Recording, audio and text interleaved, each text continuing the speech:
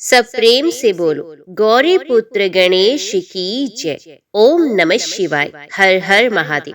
आप सभी को मार्गशीर्ष अघन मास अमावस्या दर्श अमावस्या की हार्दिक शुभकामनाएं। हिंदू शास्त्रों के अनुसार दर्श अमावस्या के दिन पितरों की पूजा, पितृ तर्पण, स्नान तथा दान करना बहुत ही पुण्य फलदायी माना जाता है। इस दिन पूर्वजों के लिए प्रार्थना करने की मान्यता होती है तथा पितरों की पूजा होने से इसे श्राद्ध अमावस्या भी कहा जाता है। इस दिन चंद्रदेव की पूजा करने का विधान है।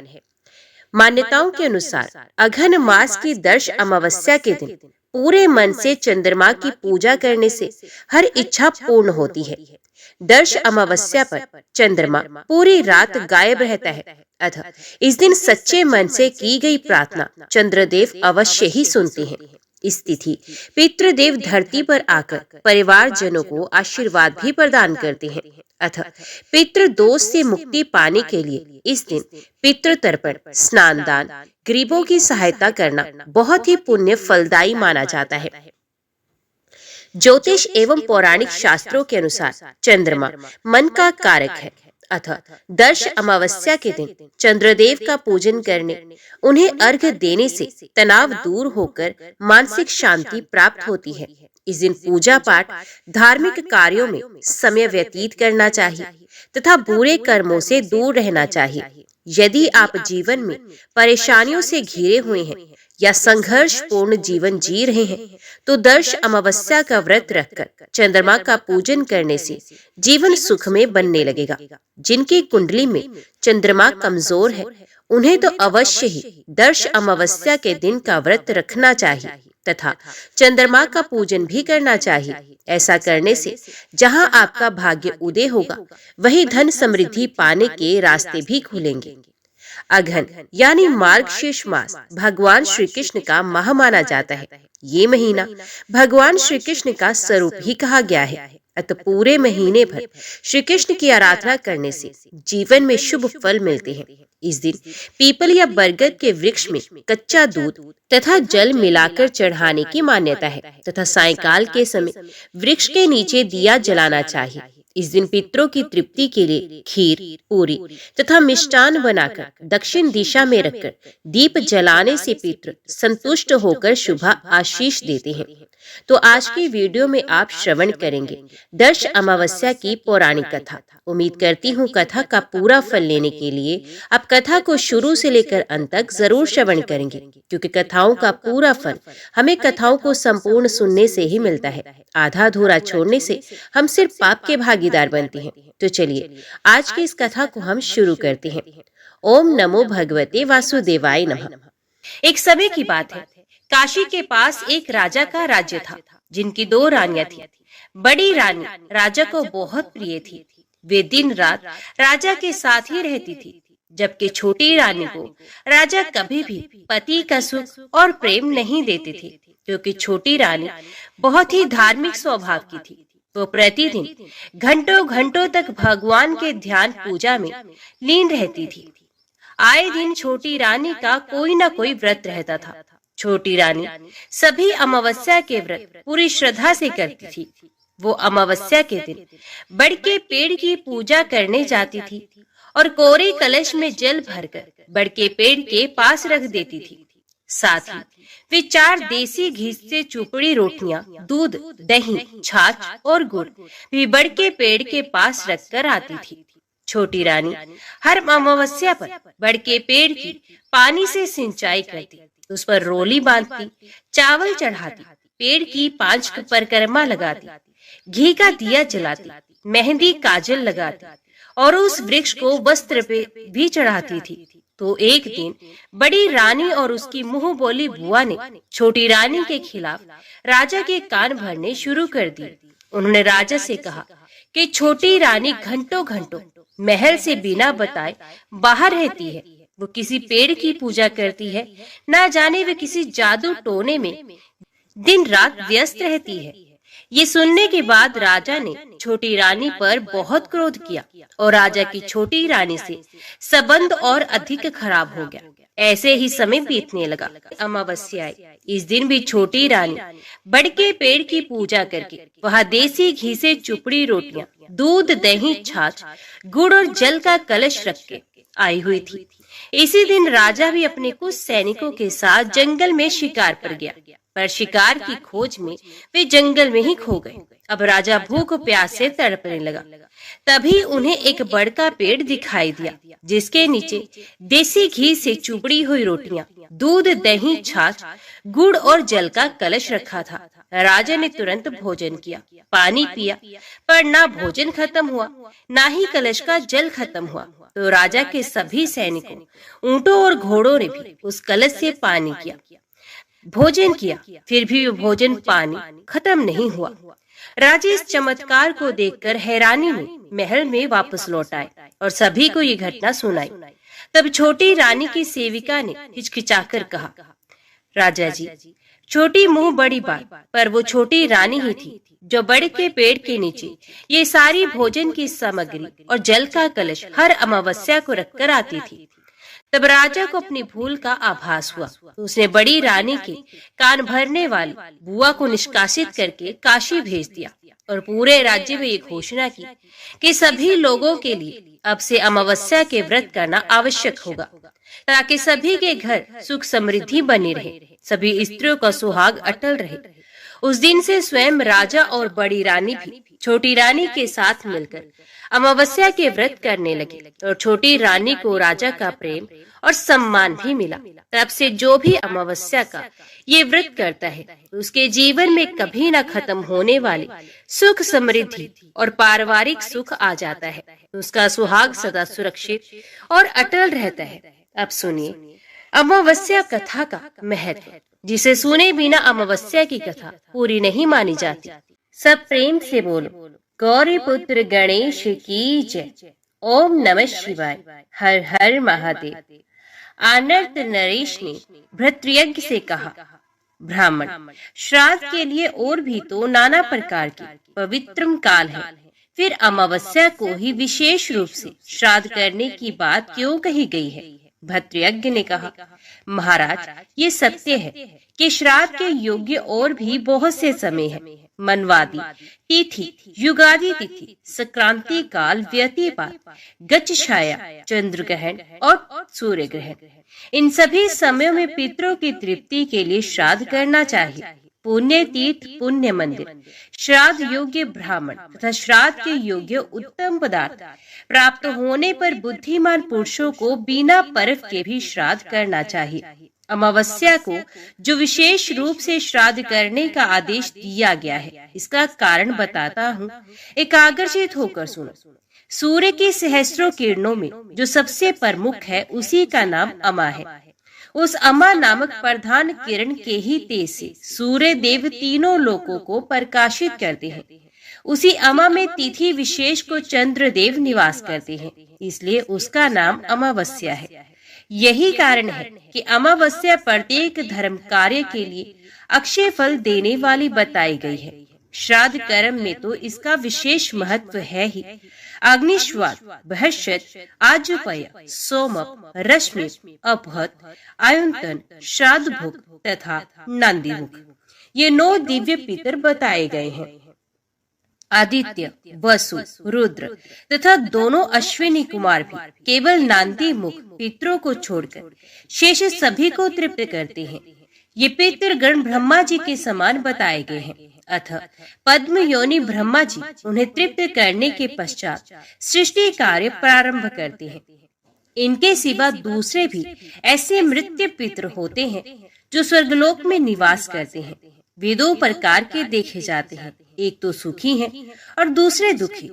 मृत्युलोक में रहने वाले वंशज जिनके लिए श्राद्ध करते और दान देते हैं, वे सभी वहां हर्ष में भरकर देवताओं के समान प्रसन्न होते हैं। जिनके लिए उनके वंशज कुछ भी दान नहीं करते, वे भूख प्यास से व्याकुल और दुखी देखे जाते हैं। एक समय की बात है, अग्निश्वाद आदि सभी पितृ देवराज इंद्र के पास गए। महाराज, इंद्र ने उन्हें आया देख संपूर्ण देवताओं के साथ भक्ति पूर्वक उनका पूजन किया इसके बाद जब वे देव दुर्लभ पितृलोक को जाने लगे तो क्षुधा पिपासा से पीड़ित रहने वाले मृत्यु पितरों ने दिव्य स्तोत्रों से पितृ सूक्त के मंत्रों से तथा पितरों को संतुष्ट करने वाले अन्यान्य वैदिक स्तोत्रों से उन सबकी स्तुति करके दीनतापूर्ण वचनों द्वारा उन्हें प्रसन्न किया। तब वे दिव्य पितर प्रसन्न होकर उनसे बोले, सुव्रतो, हम सब तुम लोगों पर प्रसन्न हैं, बोलो तुम क्या चाहते हो। मृत्यु पितर बोले, दिव्य पितृगण, हम मनुष्यों के पितर हैं। अपने कर्मों द्वारा मृत्युलोक से स्वर्ग में आकर देवताओं के साथ निवास करते हैं, परंतु यहाँ हमें अत्यंत भयंकर भूख और प्यास का कष्ट होता है। जान पड़ता है हम आग में जल रहे हैं। यहाँ के नंदन आदि वनों में बड़े सुंदर सुंदर वृक्ष हैं, सब में फल लगे हैं, परंतु उन फलों को जब हम हाथ में लेते हैं और यत्न पूर्वक जोर जोर से खींचते हैं तो भी वे डाली से टूटकर अलग नहीं होते। प्यास से पीड़ित होकर यदि हम देव नदी गंगा का जल हाथ में उठाते हैं और पीते हैं, तब हमारे हाथ में उस जल का स्पर्श ही नहीं होता। इस स्वर्गलोक में कोई खाता पीता नहीं दिखाई देता, अतः यहाँ का निवास हमारे लिए अत्यंत भयंकर हो गया है। यहाँ जो देवता और ग्रहक आदि हैं, वे सब विमान में बैठे हुए प्रसन्नचित्त दिखाई देते हैं। इन्हें भूख प्यास का कष्ट नहीं है। ये अनेक प्रकार के भोगों से संपन्न है। क्या हम सब लोग भी कभी ऐसे हो सकेंगे? भूख प्यास के कष्ट से रहित हो परम संतोष पा सकेंगे? दिव्य पितरों ने कहा, इंद्र आदि केवल दूसरे दूसरे कार्यों में व्यग्र होकर जब हमारे लिए श्राद्ध नहीं करते, दान नहीं देते, तब हम लोगों की भी ऐसे ही कष्टपूर्ण दशा हो जाती है। उस समय हम वहां से आकर देवताओं से कहते हैं, प्रार्थना करते हैं। उसके बाद जब ये लोग श्राद्ध तर्पण द्वारा हमें तृप्त करते हैं, तब हमें तृप्ति प्राप्त होती है। इसी प्रकार तुम लोगों के जो वंशज एकाग्रचित हो तुम्हारे लिए श्राद्ध का दान देते हैं, उससे तुम लोग भी क्यों नहीं तृप्त होगे? अपरमादि वंशज पितरों का तर्पण नहीं करते, तब उनके पितृ स्वर्ग में रहने पर भी भूख प्यास से व्याकुल हो जाते हैं। फिर जो यमलोक में पड़े हैं, उनके कष्ट का तो कहना ही क्या। इतना कहकर दिव्य पितरों ने मृत्यु पितरों को साथ ले ब्रह्मा जी के समीप गमन किया और उनकी तथा अपनी शाश्वत तृप्ति के लिए उपाय पूछा। तब ब्रह्मा जी ने कहा, पितरों, यदि मनुष्य पिता पितामह और परपितामह के उद्देश्य से तथा मातामह परमातामह और वृद्ध परमातामह के उद्देश्य से श्राद्ध तर्पण करेंगे, तो उतने से ही उनके पिता और मातामह से लेकर मुझ तक सभी पितृ तृप्त हो जाएंगे। जिस अन्न से मनुष्य अपने पितरों की तुष्टि के लिए श्रेष्ठ ब्राह्मण को तृप्त करेगा और उसी से भक्ति पूर्वक पितरों के निमित्त पिंडदान भी देगा, उससे तुम्हें सनातन तृप्ति प्राप्त होगी। अमावस्या के दिन वंशजों द्वारा श्राद्ध और पिंड पाकर पितरों को 1 मास तक तृप्ति बनी रहेगी। सूर्यदेव के कन्या राशि पर स्थित रहते समय अश्विन कृष्ण पक्ष पितृ पक्ष या महालय में जो मनुष्य मृत्यु तिथि पितरों के लिए श्राद्ध करेंगे, उनके उस श्राद्ध से पितरों को 1 वर्ष तक तृप्ति बनी रहेगी। उस समय शाक के द्वारा भी जो तुम्हारा श्राद्ध नहीं करेगा, वे धनहीन चांडाल होगा। जो मनुष्य उसके साथ बैठना, सोना, खाना, पीना, छूना, छुलाना अथवा वार्तालाप आदि व्यवहार करेंगे, वे भी महापापी माने जाएंगे। उनके संतान की वृद्धि नहीं होगी, किसी प्रकार भी उन्हें सुख और धन धान्य की प्राप्ति नहीं होगी। यदि मनुष्य गया शीर्ष में जाकर एक बार भी श्राद्ध कर देंगे, तो उसके प्रभाव से तुम सभी पितृ सदा के लिए तृप्त हो जाओगे। भद्रयज्ञ कहते हैं, राजन, ऐसा जानकर विज्ञ पुरुष को चाहिए कि पितरों को तृप्त करने की इच्छा रखकर वे उक्त समय में श्राद्ध अवश्य करें। इहलोक और परलोक में उसकी उन्नति चाहने वाले पुरुष को विशेषित गया शीर्ष में जाकर श्राद्ध करना चाहिए। जो मनुष्य अमावस्या के दिन श्राद्ध नहीं करता, उसके पितृ भूख प्यास से पीड़ित हो बहुत दुखी होते हैं। मन ही मन तृप्ति की अभिलाषा रखकर वे प्रेत पक्ष की प्रतीक्षा करते रहते हैं। ठीक उसी तरह जैसे किसान लोग रात दिन वर्षा की राह देखते हैं, पितृपक्ष बीत जाने पर भी जब उन्हें श्राद्ध का अन्न नहीं मिलता तब वे जब तक कन्या राशि पर सूर्य रहते हैं तब तक अपनी संतानों द्वारा किए हुए श्राद्ध की प्रतीक्षा करते हैं। उसके भी बीत जाने पर कुछ पितृ तुला राशि के सूर्य तक पूरे कार्तिक मास में अपने वंशजों द्वारा किए जाने वाले श्राद्ध की राह देखते हैं। जब सूर्य देव वृश्चिक राशि पर चले जाते हैं तब वे पितृ दीन एवं निराश होकर अपने स्थान पर लौट जाते हैं। राजन, इस प्रकार पूरे 2 मास तक भूख प्यास से व्याकुल पितृ वायु रूप में आकर घर के दरवाजों पर खड़े रहते हैं। अतः जब तक कन्या और तुला पर सूर्य रहते हैं तब तक तथा अमावस्या के दिन सदा पितरों के लिए श्राद्ध करना चाहिए। विशेषत तिल और जल की अंजलि देनी चाहिए। कन्या और तुला में श्राद्ध ना हो तो अमावस्या को अवश्य करे। वे भी ना हो तो एक बार गया जी में आकर श्राद्ध कर दे, जिससे नित्य श्राद्ध का फल प्राप्त होता रहता है। हानर्थ ने पूछा, मुनीश्वर, सब मनुष्यों को किस विधि से श्राद्ध करना चाहिए? भद्रयज्ञ ने कहा, उत्तम कर्मों द्वारा उपार्जित धन से पितरों का श्राद्ध करना उचित है। छल कपट चोरी और ठगी से कमाए हुए धन से कदापि श्राद्ध ना करें। अपनी वर्णोचित वृत्ति के द्वारा उपार्जित धन से श्राद्ध के लिए सामग्री एकत्रित करें।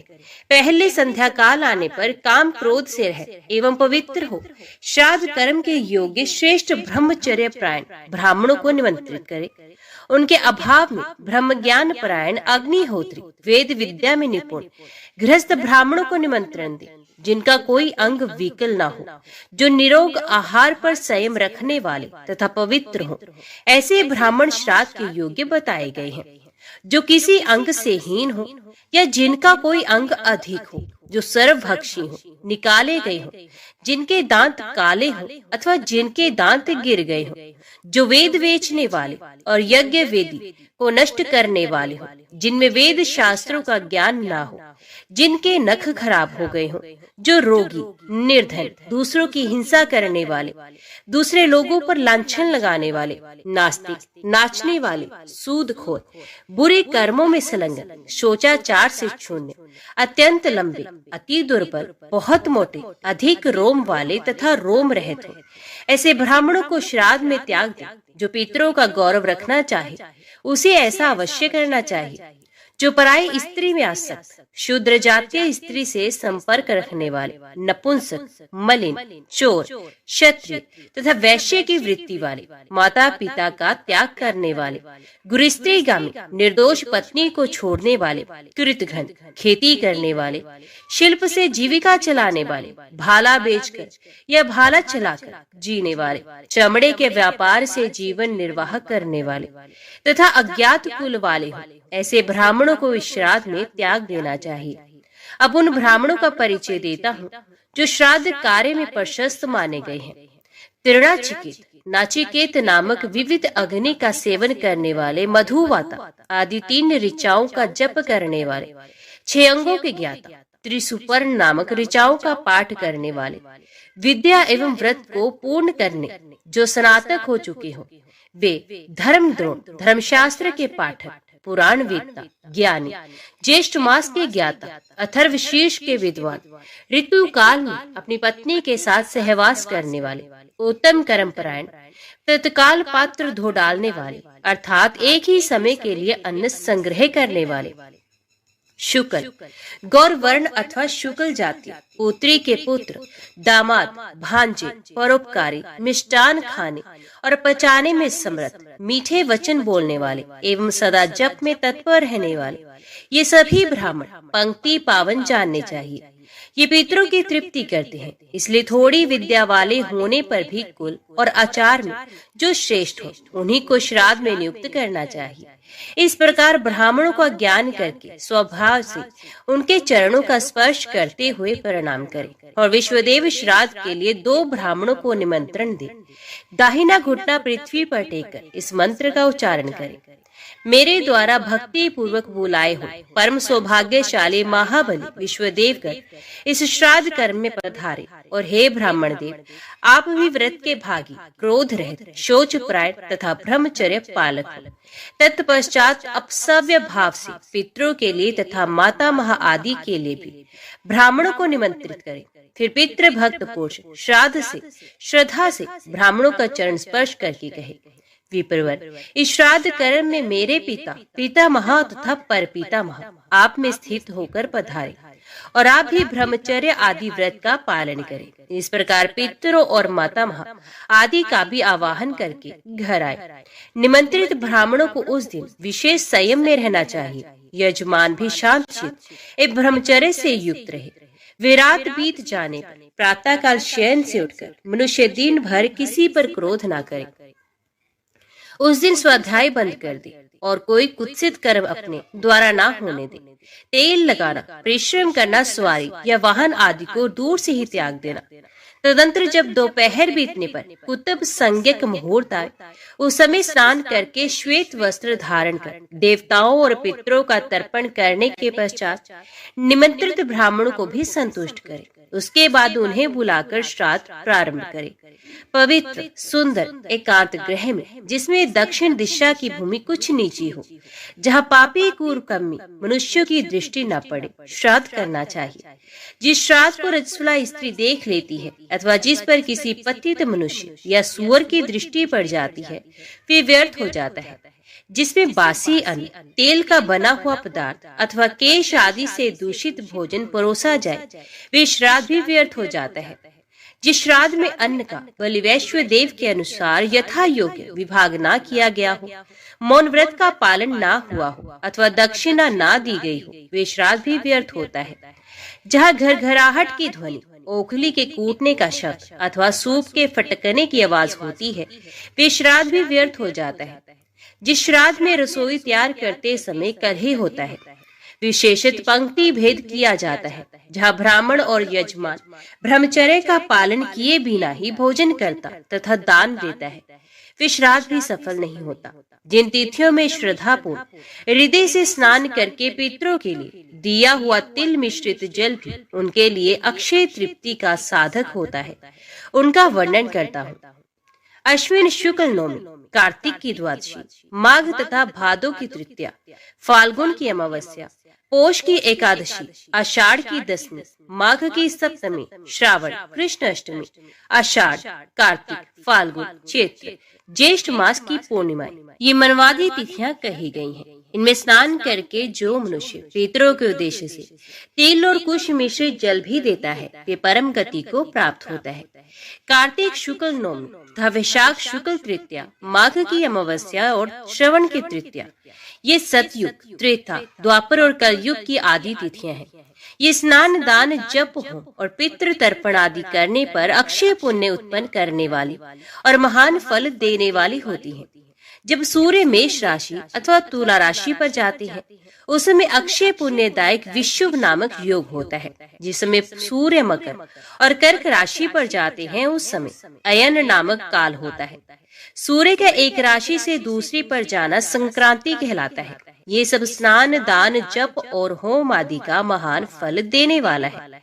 इस प्रकार संक्रांति और युगादि तिथियों का वर्णन किया गया। इनमें दी हुई वस्तु का पुण्य अक्षय होता है।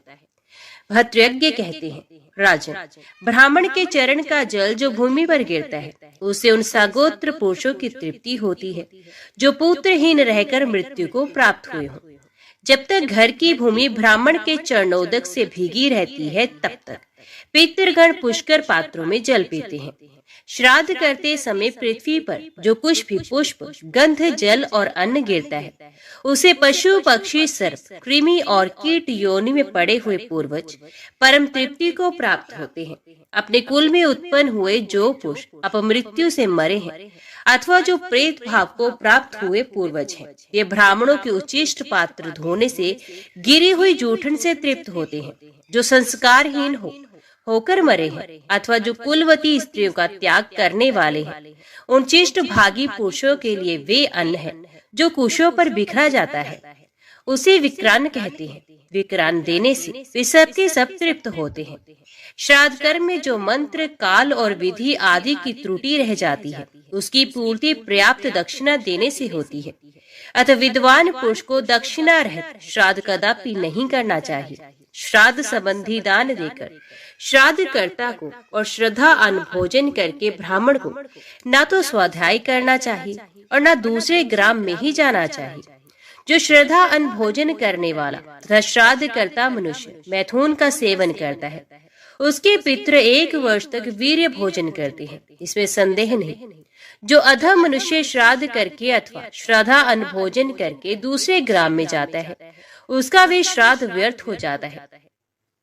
श्राद्ध का निमंत्रण आने पर ब्राह्मण को अपने घर भोजन नहीं करना चाहिए। जो मोहवश भोजन कर लेता है वे अधिगति का प्राप्त होता है।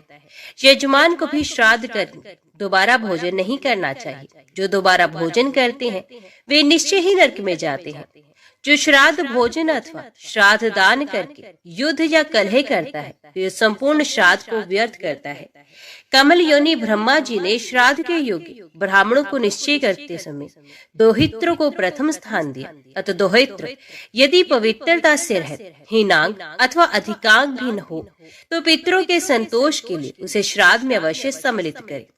ब्रह्मा जी ने पशुओं की सृष्टि करते समय सबसे पहले गौओं को रचा है। अतः श्राद्ध में उन्हीं का दूध और घी उत्तम माना गया है। विधाता ने मानव प्रजा की सृष्टि करते समय सबसे पहले श्रेष्ठ ब्राह्मणों को उत्पन्न किया था, इसलिए वे श्राद्ध में उत्तम एवं पितरों की तृप्ति करने वाले माने गए हैं। देवताओं की सृष्टि करते समय ब्रह्मा जी ने सबसे पहले विश्वदेवों को बनाया। अतः श्राद्ध कर्म आरंभ होने पर पहले उन्हीं की पूजा की जाती है। वे विधि पूर्वक तृप्त किए जाने और प्रथम पूजित होने पर श्राद्ध में जो शीघ्र दोष उत्पन्न होते हैं उनका नाश करते हैं। जो मनुष्य इन सब वस्तुओं में सांगोपांग श्राद्ध का अनुष्ठान करता है उसका वे श्राद्ध घर में ही गया श्राद्ध के समान फल देता है। शास्त्रोक्त विधि से श्राद्ध संपन्न हो जाने पर ब्राह्मणों को भोजन कराकर श्राद्ध करता पुरुष स्वयं भी सबके अंत में मौन भाव से भोजन करे। श्रद्धान को भोजन दिन में ही हो जाना चाहिए। जो श्राद्ध करता पुरुष सूर्यास्त होने पर भोजन करता है उसका वे श्राद्ध व्यर्थ हो जाता है। रात में भोजन नहीं करना चाहिए। आनर्त ने कहा, महामते, अब आप एकोदिष्ट श्राद्ध की विधि बताइए और पार्वण का भी जैसा विधान कहा गया है उसका वर्णन कीजिए। भद्रयज्ञ बोले, अस्थि संचयन के पहले 3 श्राद्ध बताए गए हैं। जिस स्थान पर मृत्यु हुई हो वहाँ 1 श्राद्ध करे। फिर मार्ग में जहाँ विश्राम कराया गया हो वहाँ 1 श्राद्ध करना चाहिए। तत्पश्चात अस्थि संचयन के स्थान पर तृतीय श्राद्ध करना उचित है। इसके सिवा मृत्यु के प्रथम, तृतीय, पंचम, सप्तम, नवम तथा 11वें दिन भी 1-1 श्राद्ध किया जाता है। इस प्रकार सब मिलकर 9 श्राद्ध होते हैं। वैतरणी दान की प्राप्ति होने पर प्रेत तृप्त होता है। एकोदिष्ट श्राद्ध विश्वदेव से रहित होता है।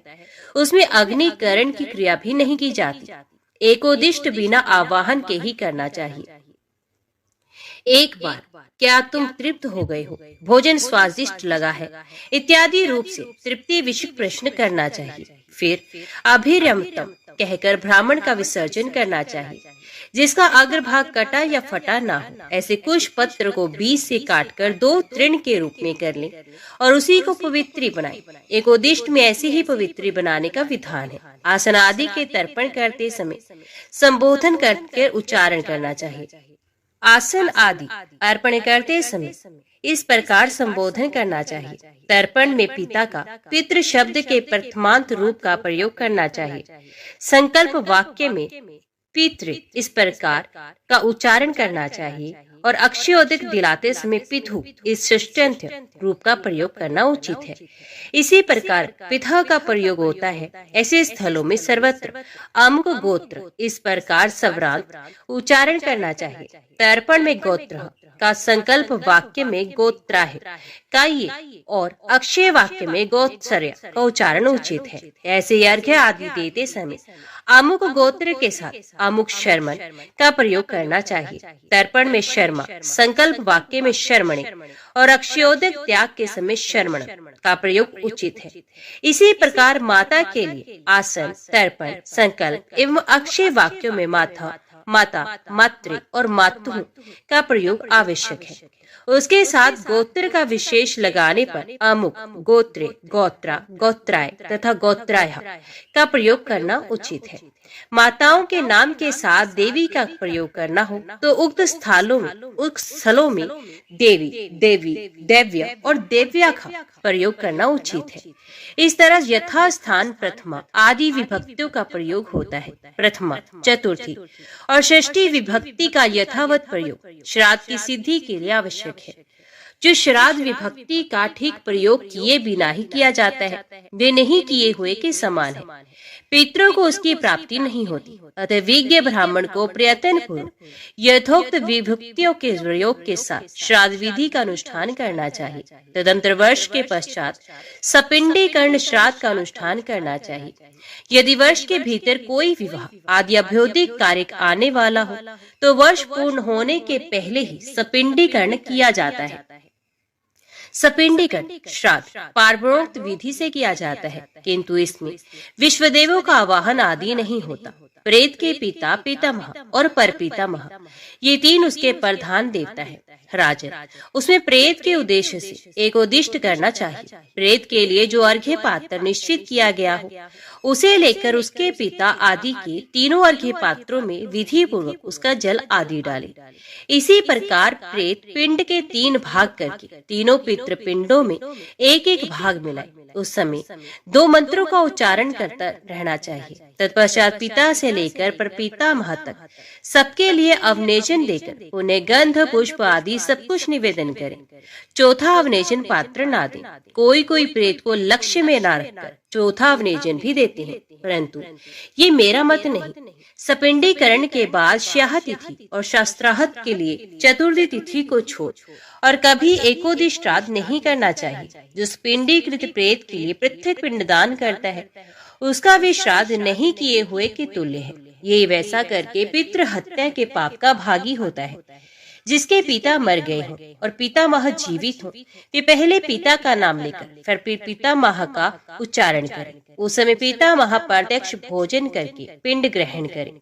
पितामह के श्राद्ध तिथि पर पार्वण श्राद्ध करना उचित है और अपने पिता को छोड़कर किसी प्रकार पितामह को पिंड देना उचित नहीं। उस दशा में पितामह को एकोदिष्ट श्राद्ध न करने से पितरों की ओर से तनिक भी भय नहीं मारना चाहिए। पिता की मृत्यु हो गई हो तो प्रत्येक अमावस्या को पार्वण श्राद्ध करना उचित है। पिता की मृत्यु हो जाने पर जब तक उसका सपिंड वार्षिक श्राद्ध न हो जाए तब तक बीच में पिता आदि का पितरों का तर्पण श्राद्ध नहीं करना चाहिए।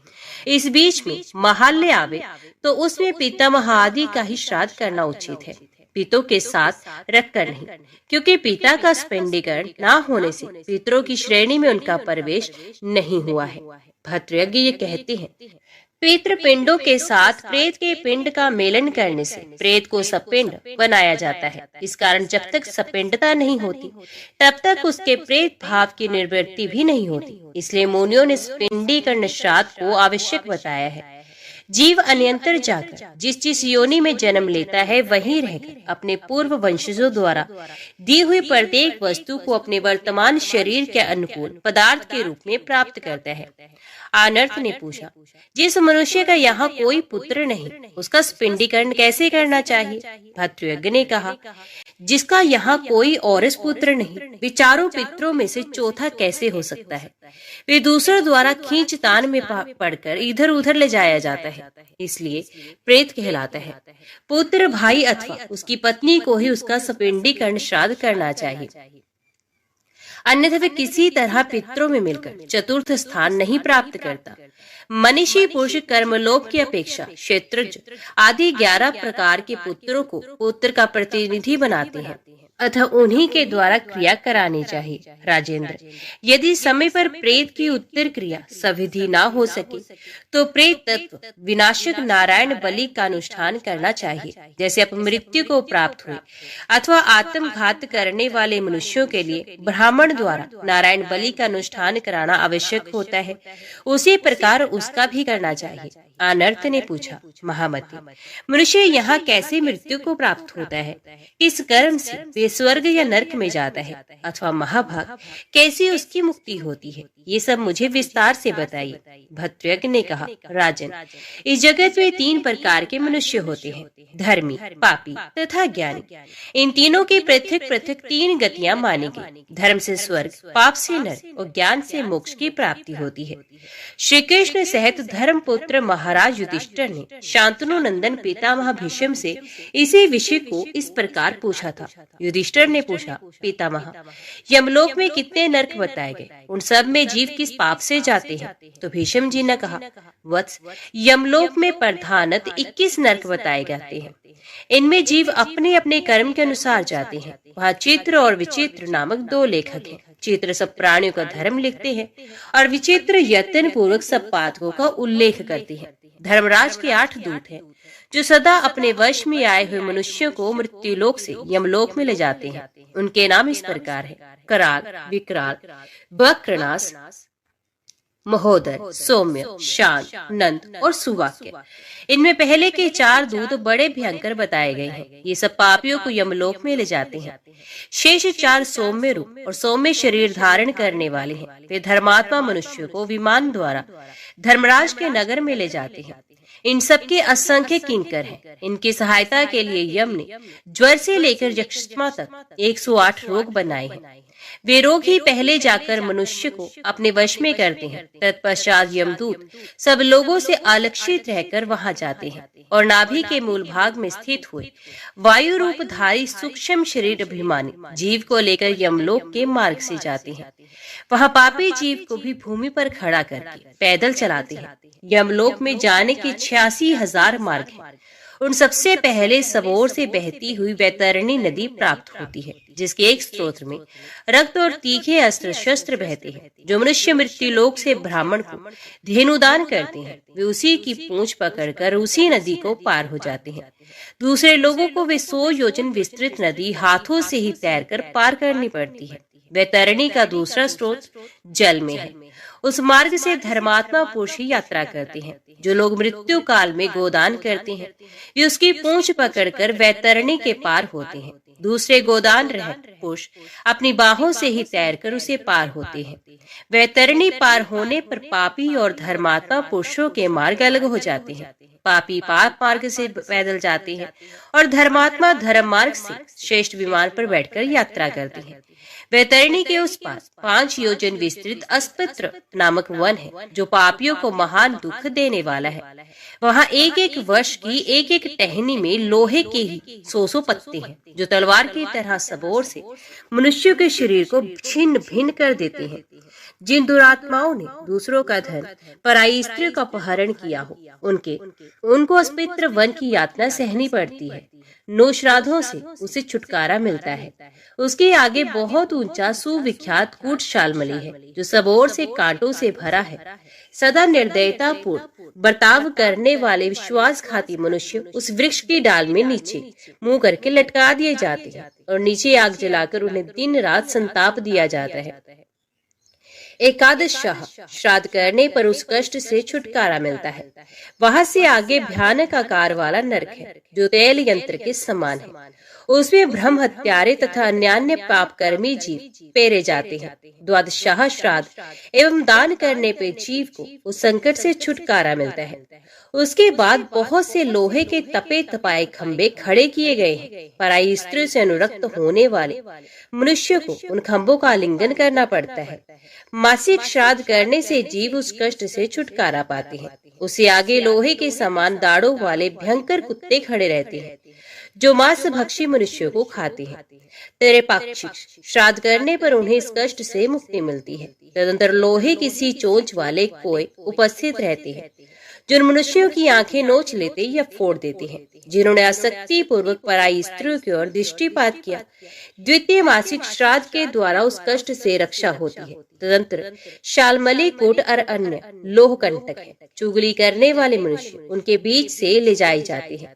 त्रैमासिक श्राद्ध द्वारा उस यातना से बचाव होता है। उसके बाद रौरव नाम से प्रसिद्ध महाभयंकर नरक है। उसमें बड़ी भारी पीड़ा होती है। ब्रह्मत्या करने वाले पापियों को उसी नरक में डालने का आदेश दिया जाता है। कृतघ्न पुरुष भी उसी में ऊपर पैर और नीचे मुंह करके लटकाए जाते हैं। चातुर्मासिक श्राद्ध के दान से उस संकट से छुटकारा मिलता है। तदंतर कुंभीपाक नामक भयंकर आकार वाला नरक है। जो लोग यहाँ दम्भ और पाखंड में संलग्न एवं नर हत्या करते देखे जाते हैं, वे कुंभीपाक में खोलते हुए तेल में डाल दिए जाते हैं।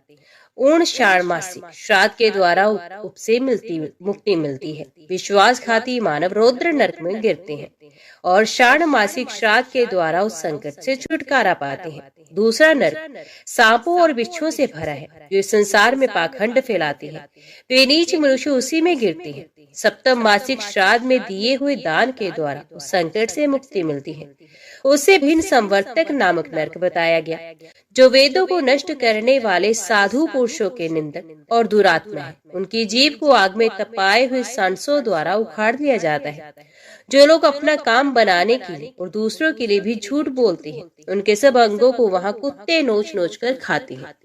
अष्टम मासिक श्राद्ध के द्वारा उनकी उस संकट से मुक्ति होती है। इसके बाद महातप्त अग्निकूप नामक अत्यंत भयंकर नरक है, जिसमें झूठी गवाही देने वाले मूढ़ मानव गिराए जाते हैं। वे अत्यंत दुखी होकर वहां की भयंकर यातना सहन करते हैं। नवम मासिक श्राद्ध कर उनको परम आह्लाद प्रदान करने वाला है। उस नरक के आगे दूसरा भयानक नरक है, जो सब और लोहे की कीलों से भरा है। वहां आग लगाने और स्त्री हत्या करने वाले पाप आत्मा यमदूतों की मार खाती और दुख से आतुर होकर चारों ओर भागती है। दशम मासिक श्राद्ध के द्वारा उन्हें उस संकट से छुटकारा मिलता है। तत्पश्चात अंगार राशि से व्याप्त भयंकर नरक है। उसमें स्वामी से द्रोह करने वाले मनुष्य सब ओर घुमाए जाते हैं। एकादश मासिक श्राद्ध का दान उन्हें उस संकट से बचाता है। उसके बाद तपी हुई बालू से भरा हुआ एक भयंकर नरक है। जो मनुष्य स्वामी को आया दे, उनकी यथा योग्य सेवा न करके भाग खड़े होते हैं, वे वहां दुखी होकर यातना भोगते हैं। उनके पास द्वादश मासिक श्राद्ध पहुंचता है और उन्हें संकट से बचाता है। मरे हुए पुरुष के लिए उसके भाई बंधुओं द्वारा वर्ष के भीतर जो कुछ भी अन्न और जल दिया जाता है, उसे वे यमलोक के मार्ग में भोगते हैं। तत्पश्चात वर्ष पूरा होने पर वे धर्मराज के समीप पहुंचकर अपने शुभाशुभ कर्म का फल पाते हैं। इस प्रकार 15 नरकों का सेवन करके मनुष्य पुण्य मृत्यु लोक में जन्म ग्रहण करता है। जो लोग हेतुवादी, उनका जन्म विदेश में होता है। नित्य तर्पण करने से उनकी तृप्ति होती है। जो स्वामी से द्रोह रखने वाले हैं, वे कुराजे में जन्म पाते हैं। एक उदिष्ट श्राद्ध से उनकी तृप्ति होती है। जो मनुष्य देवता, पितृ और ब्राह्मणों को दिए बिना ही भोजन करते हैं, उन्हें इस पाप के कारण ऐसे देश में जन्म लेना पड़ता है जो दुर्भिक्ष से पीड़ित रहता है। ऐसे लोगों को उनकी स्याह तिथि में श्राद्ध होने पर तृप्ति प्राप्त होती है। जो लोग परस्पर अनुराग पूर्वक रहने वाले पति पत्नी में एक दूसरे से झूठी बातें कहकर भेद, कलह और फूट पैदा करते हैं, उनको दुष्टा स्त्री प्राप्त होती है, जो कि एक बात कहने पर क्रोध पूर्वक 10 बात सुनाती है। ऐसे लोगों को कन्यादान के फल से सुख प्राप्त होता है। जो मनुष्य कन्यादान में विघ्न डालते हैं अथवा कन्या का विक्रय करते हैं, वे केवल कन्याओं को जन्म देते हैं, पुत्रों को नहीं। उनकी वे कन्याएं पुंसली, विधवा और दुर्भाग्यवती होती हैं। उन्हें भी कन्यादान का फल प्राप्त होने से ही सुख मिलता है। जिन्होंने रत्नों और शास्त्रों की चोरी की, वे निर्धन, गूंगे, लंगड़े और अंधे होते हैं। शास्त्र दान के पुण्य से उन्हें सुख प्राप्त होता है। इस प्रकार ये मृत्यु लोक से स्पष्ट दिखाई देने वाला नरक बताया गया है। युधिष्ठिर ने पूछा, पितामह, नरकों के स्वरूप का वर्णन तो मुझे बड़ा भयानक प्रतीत हुआ। उन पापी जीवों को भी कैसे नरक यातना से छुटकारा मिल सकता है? किन व्रतों, नियमों, हवन आदि कर्मों तथा तीर्थों के सेवन से उनकी सद्गति हो सकती है? भीष्म जी ने कहा, बस इस लोक में जिनकी हड्डियां गंगा जी में डाली जाती है, वे नरक में हो तो भी वहां की आग उन पर कोई प्रभाव नहीं डालती। जिनके नाम से उनके पुत्र गंगा तट पर श्राद्ध करते हैं, वे विमान पर चढ़कर नरक से ऊपर चले जाते हैं। जो पापों का शास्त्रोक्त प्रायश्चित करते हैं तथा जो स्वर्ण आदि दान देते हैं, उनको भी नरक की प्राप्ति नहीं होती। शेष मनुष्य अपने कर्म का यथोचित फल भोगते हैं। जो अपने स्वामी के आगे खड़े हो रणभूमि में प्राण त्याग करते हैं, वे नरकों में से बहुत दूर उत्तम स्थान को प्राप्त होते हैं। जो मनुष्य काशी, कुरुक्षेत्र, नैमिषारण्य, नागरपुर, प्रयाग अथवा प्रभास क्षेत्र में शरीर छोड़ते हैं, वे नरक को नहीं देखते। जिसके वंशज उसकी मृत्यु तिथि को नील वृक्ष उत्सर्ग करते सांड छोड़ते हैं, वे नरक को नहीं देखते। जो मनुष्य भगवान विष्णु का हृदय में ध्यान करते हुए मनुष्यों को यथा योग्य भोजन देता है, वे भी नरक को नहीं देखता। जो सूर्य के वृष राशि पर रहते समय ज्येष्ठ मास में जल का और मकर संक्रांति होने पर माघ में तिल की गाय का दान करता है, उसे नरक का दर्शन नहीं होता। सोमवार के दिन या चंद्र ग्रहण के समय समुद्र और सरस्वती नदी के संगम में स्नान करके जो सोमनाथ का दर्शन करता है, वे नरक में नहीं जाता। रविवार को एवं सूर्य ग्रहण के समय जो कुरुक्षेत्र में स्नान करता है, वे नरक को नहीं देखता। जो कार्तिक की पूर्णिमा को कृत्तिका नक्षत्र के योग में मौन भाव से तीनों पुष्कर तीर्थों की परिक्रमा करता है, वे नरक नहीं देखता। मकर संक्रांति होने पर रविवार को जो चंडीश्वर का दर्शन करते हैं, वे मनुष्य नरक में नहीं जाते। जो गाय को कीचड़ से ब्राह्मण को जीविका न होने के कारण दास्ता करने से और द्विज को वध स्थान से छुड़ा देता है, वे जन्म से लेकर मृत्यु लोक के सब पापों से छूट जाता है। गो तथा ब्राह्मण के वध से और साधु ब्राह्मण को चोरों के भय से जो मुक्त कराता है, वे जन्म से लेकर मृत्यु तक के सब पापों से छुटकारा पाता है। जो विल द्वार पर शयन के लिए स्थित हुए जलशायी भगवान विष्णु का दर्शन करता है, वे पापी हो तो भी पाप से मुक्त हो जाता है। संपूर्ण लोकों के आश्रयभूत परम पवित्र विल द्वार में स्नान करके जो शेष शैया पर शयन करने वाले श्री हरि का भक्ति पूर्वक पूजन करता है, वे जीवन भर के पापों से मुक्त होता है। जो मानव वर्षा के 4 महीनों तक जल में शयन करने वाले देवेश्वर विष्णु का भक्ति पूर्वक पूजन करता है, वे इस लोक में फिर जन्म नहीं लेता। वह विलद्वार में या जल मात्र में पहले के महाभाग मुनि ने भगवान शेषशायी की आराधना की और उनके शुभ निवास स्थान से मृत्यु का ग्रहण किया। इससे वे भगवान विष्णु के परम पद को प्राप्त हुए।